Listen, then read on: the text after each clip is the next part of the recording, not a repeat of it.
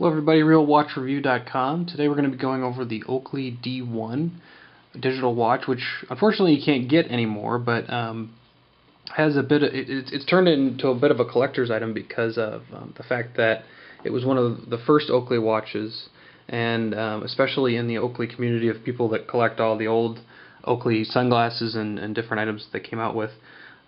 This one has become quite collectible. I've actually seen it on eBay lately go for about $120 or so. So that's not far off from its original MSRP of $180 back in when they launched it in the year 2000. So let's take a look at the watch. Very innovative design, rounded basically all over. The band. This is one of the first watches to do it, and you see it a lot more now. But the band flows directly into the case. Very comfortable when you're wearing it for sports, which is what they've intended its use for. Looks a lot like the Time Bomb, which was their first watch, which was an all-metal watch, which really wasn't intended for sports. But this one, as I mentioned earlier, $180 MSRP, which is pretty good for what you get. They had a bunch of different colors. This one's yellow. They had red, silver, and then they had a blue and silver design too. And then I think they had an all black for a while too. But this is what's inside of it is a proprietary design. Oakley says that they designed specifically for this watch, completely Chinese made. But it's got a couple different features. It's got dual times, so if you have more than one time zone on here, day, date, and it's got sound and a nice. Let me see if I can get the backlight feature, which you can see a little bit.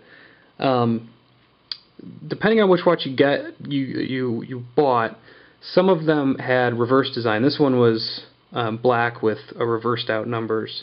Some of them were the opposite, where it was everything else was the regular LCD color and black numbers. Very easy to read. What's neat about this one is they have a contrast setting. So you can go all the way from 1 to 10 on contrast. I turn mine all the way up because I use it for biking quite a bit. And that's really nice because you can change it depending on how you use the watch. Very comfortable to wear. The only downside to this kind of scale design that they have is that it tends to gunk up pretty easily from sweat and everything else when you're wearing it for sports.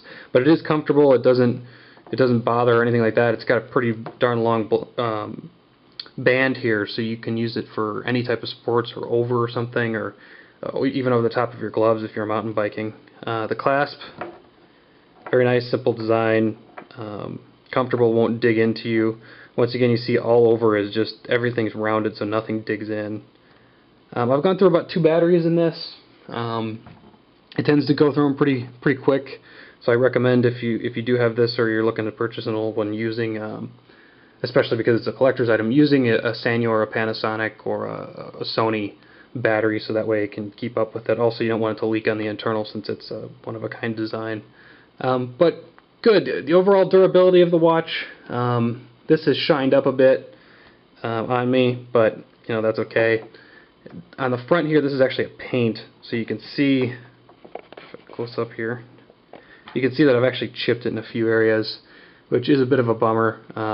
You can also see here that the plastics on the buttons do tend to take up a little bit of dirt and ink from your clothing. But overall, it's one of my favorite watches. I've had it for a long time, probably about 8 years now, and it's still working. So it's a great watch. You can still pick them up on eBay.